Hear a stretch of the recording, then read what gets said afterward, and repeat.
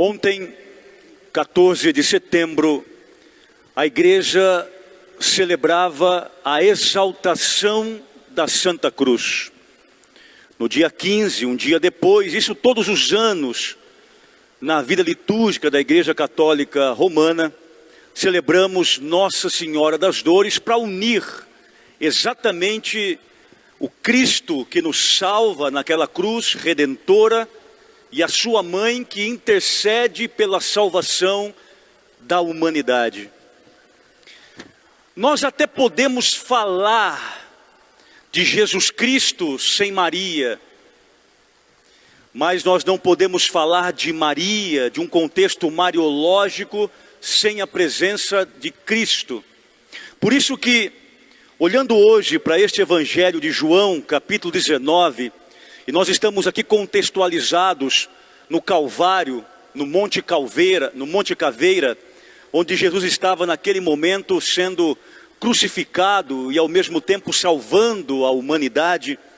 Nós temos esse belíssimo encontro entre mãe e filho, entre intercessora e salvador, entre a mais bela criatura, a Virgem Santíssima, e o Criador de todas as coisas, Deus, na segunda pessoa da Santíssima Trindade.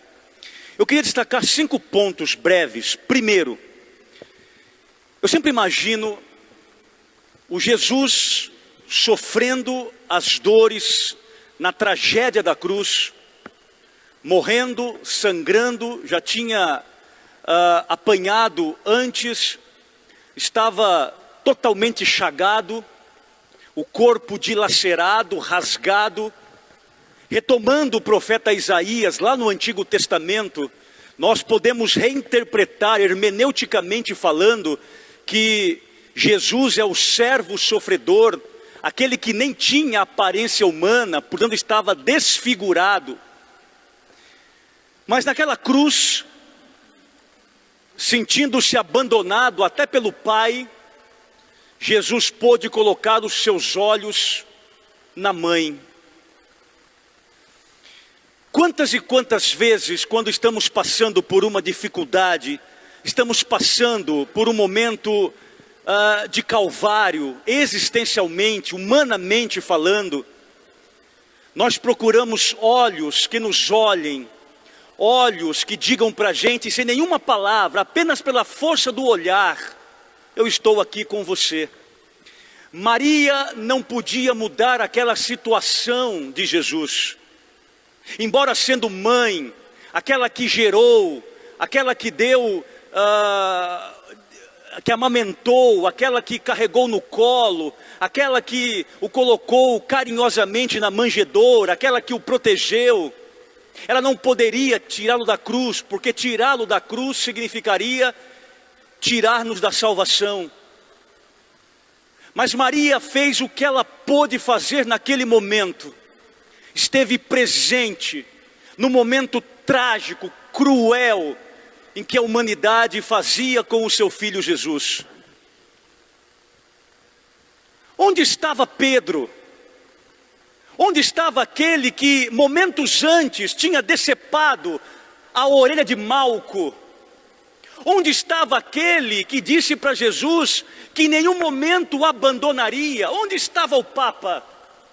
Pedro se acovardou. Pedro não estava aos pés da cruz com o amigo, mas a mãe estava. Minha gente, muitas pessoas só gostam da gente quando a gente tem alguma coisa para oferecer. Muita gente só está do nosso lado quando a gente está muito bem, obrigado. Mas quando a gente está vivendo um momento difícil, você vai contar nos dedos aqueles que ficarão ao teu lado. E é na força de uma mulher, é na força de uma mãe, que Jesus, naquela cruz, não estava sozinho. Olhando para Maria, certamente na sua cabeça passou um filme. Olhando para Maria, certamente ele via todo o amor não só de mãe, não só enquanto genitora, mas quanto discípula dele.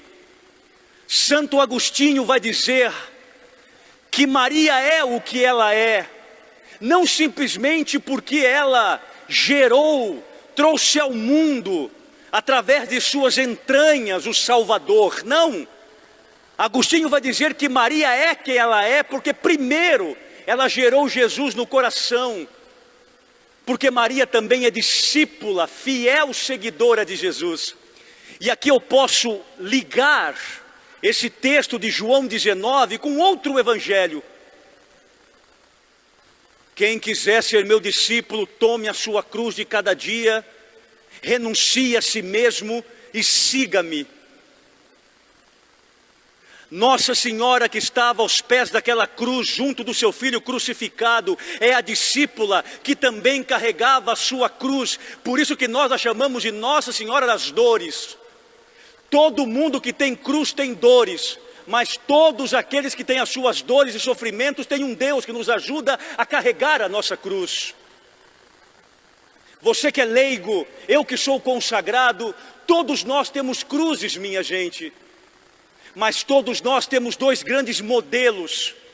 O Jesus que carrega a cruz até as últimas consequências e morre pelos nossos pecados, e sua mãe que intercede para que nós continuemos fiéis na missão de discípulos e discípulas de nosso Senhor Jesus Cristo. Portanto, de vez em quando, tira os teus olhos do problema, tira os teus olhos da dor, tira os teus olhos das renúncias, tira os teus olhos do passado, tira os teus olhos dos problemas que você está enfrentando, tira os teus olhos das tempestades e coloca os teus olhos nos olhos de Maria, mãe de Jesus, porque é Maria que vai dizer para mim e para você, somente pela força do olhar: fica tranquilo, que o meu filho vai fazer cessar essa tempestade na tua vida. Segundo ponto, São João Crisóstomo, um dos grandes e renomados teólogos dos primeiros séculos do cristianismo, é que vai reinterpretar o livro do Gênesis, capítulo 1, quando diz que a mulher foi tirada da costela do homem. São João Crisóstomo vai dizer que a expressão grega é pleurá. Pleurá do grego para a língua portuguesa não é costela. Pleurá significa costado, ou seja, ao lado de. Então São João Crisóstomo não dizia que Eva veio da costela, ele dizia que Eva veio do lado. Ora, o que muda isso? Muda muita coisa. Do lado de Adão vem a mulher, nasce, surge, Deus retira a sua auxiliar. Do lado de Jesus na cruz está uma outra mulher, a Virgem Santíssima. Por uma mulher o pecado entrou no mundo, aquela mulher que estava ao lado, pleurá, de Adão.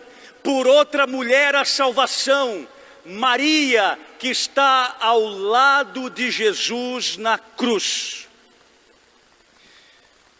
Os protestantes, na sua infeliz ignorância, dizem que Jesus chamou Maria de mulher e que o tratamento é um depreciativo, porque onde já se viu um filho chamar uma mãe de mulher? Vamos então pensar o contexto da época, o contexto cultural, as relações familiares, e para entender que aqui na cruz não estava somente o filho de Maria, aqui estava o Redentor da humanidade. Segunda coisa, chamar Maria de mulher, como também chamou em Caná da Galileia, João capítulo 2, versículo 4, significa justamente voltar a Gênesis. Porque uma mulher foi infeliz, uma mulher desobedeceu, uma mulher traiu a Deus, uma mulher quis ser como Deus, e essa mulher foi expulsa do paraíso. Deus retoma a história da salvação, e agora por uma nova mulher, que é obediente, uma nova mulher, que é serva, por uma nova mulher, que obedece a Deus, e através dela, entra o Salvador e Redentor, e novamente nós temos a chance de voltar para o paraíso, que é a eternidade. Portanto, chamar Maria de mulher é para dizer, Maria, a mulher por excelência, a crente na fé por excelência. E aí, minha gente, essa mulher ao lado, nós podemos pensar do tanto que nós cristãos católicos podemos aprender com a Virgem Santa. Maria esteve ao lado de Jesus na manjedoura. Maria esteve ao lado de Jesus quando ele fez o primeiro milagre narrado por João, capítulo 2, em Caná da Galileia. E é esta Maria que agora está de novo ao lado dele na cruz, retomando a expressão grega, trabalhada, pensada por São João Crisóstomo, de pleurá, Maria é a Virgem ao lado.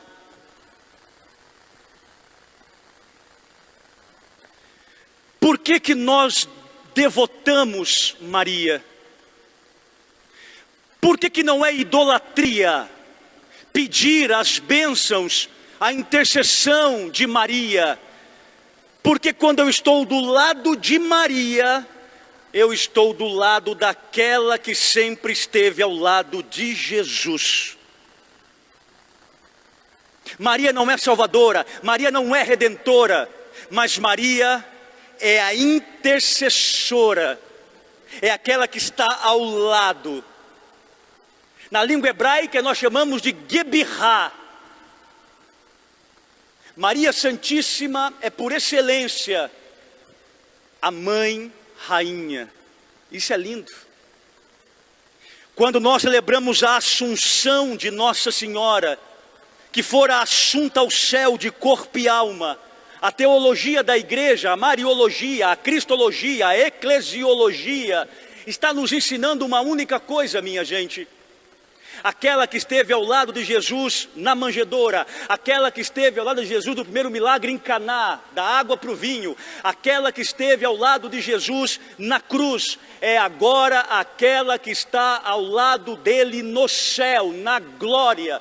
Portanto, se você quiser ir para o céu, fique do lado daquela que sabe o caminho do céu, Nossa Senhora. Terceiro ponto, Maria Santíssima, das suas poucas aparições na Escritura, o que já é suficiente para entendê-la, entender a sua psique, entender toda a sua forma de ser e se expressar, descobrimos que Maria é por excelência uma mulher orante.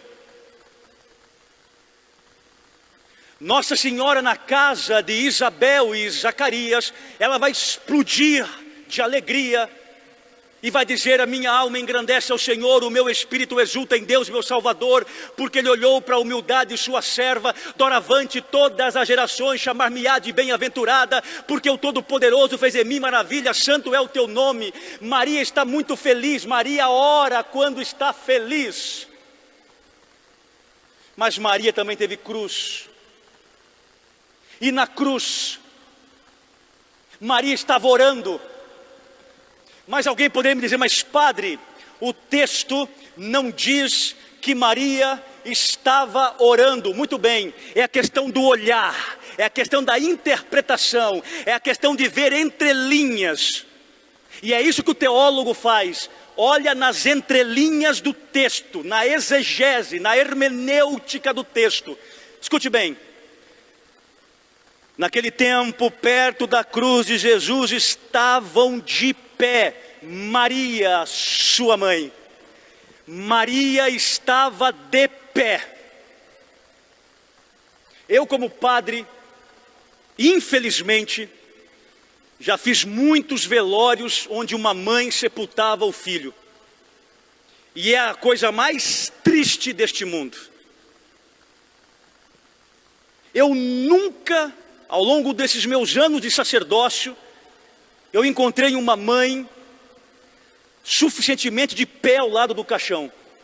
Geralmente sentada, passada, desesperada. Aqui tem uma coisa que me faz pensar algo muito além. Maria está vendo Jesus morrer na cruz. E uma morte injusta, uma morte cruel.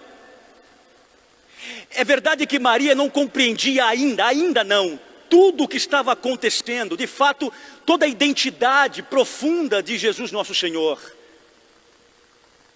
Mas por que eu posso afirmar categoricamente, mariologicamente, escrituristicamente falando, que Nossa Senhora estava aqui orando, porque estava em pé? Escute, só fica em pé na hora do sofrimento quem tem vida de oração.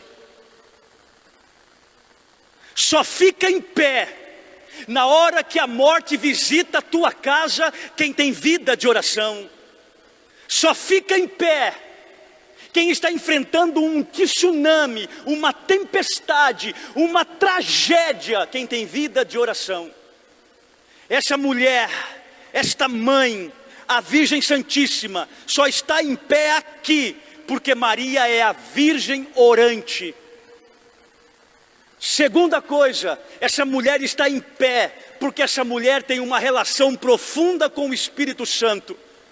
Aliás, foi o Espírito Santo que, na relação profunda com ela, quando a sombra do Altíssimo, através do Espírito Santo, a cobre, Maria fica então grávida. Tudo por ação divina, não por ação humana. Aquele Espírito Santo que sempre acompanhou, aquele Espírito Santo que sempre esteve nela, é o mesmo Espírito Santo que mantém Maria em pé na morte do filho dela, com o dom da fortaleza. Escute aqui.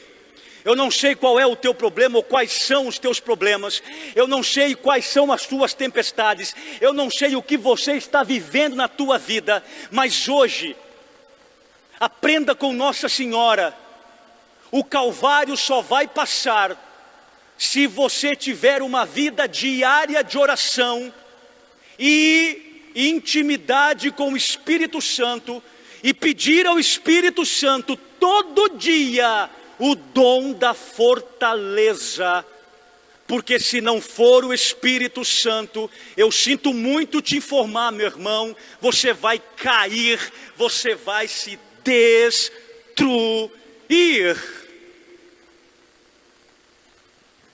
Quinto ponto e último, Jesus então vai dizer: João, leve Maria para tua casa. Jesus, aquele homem chagado, aquele homem que estava ensanguentado naquela cruz, era verdadeiramente homem e verdadeiramente Deus. Se eu estou dizendo que Jesus é Deus, eu estou dizendo que Ele tem onisciência, onipotência e onipresença. Se eu estou dizendo que Jesus é Deus, eu estou dizendo que Ele sabe de todas as coisas. E por isso, Jesus disse para João, porque Jesus sabia que a igreja seria perseguida, a igreja seria devastada, a igreja seria em algum momento também sacrificada. Quantos mártires, minha gente, a igreja produziu nos primeiros séculos, nos primeiros movimentos do cristianismo. Basta ler história da igreja. Levar Maria para casa significava: João, leva minha mãe para tua casa, porque muitas e muitas vezes, diante da perseguição, diante das dificuldades do ministério, vocês serão tentados a desistirem de tudo, a largarem tudo, a chutarem tudo.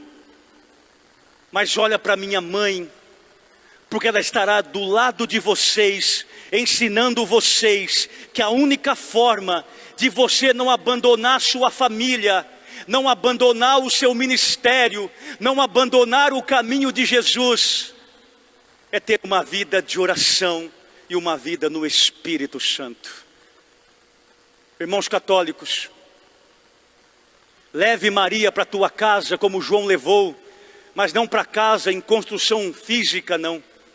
Eu não estou falando de Maria enquanto imagem de resina e de barro, não. Eu estou falando, leve Maria para a casa do teu coração, porque é aqui dentro que essa mulher quer nos ensinar que quando a tragédia chegar, a única forma de suplantá-la, a única forma de vencê-la, a única forma de chegar ao céu é na oração, e na oração incessante.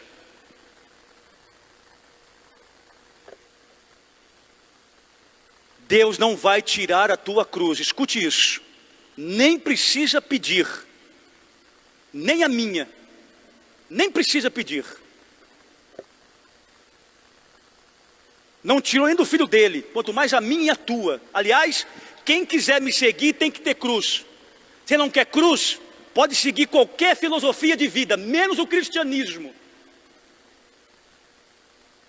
Deus não vai tirar a tua cruz, mas Deus vai te dar uma mãe para interceder, para que o Espírito Santo te dê força para carregar a sua cruz todo dia, até chegar à glória do céu. A Maria, uma salva de palmas.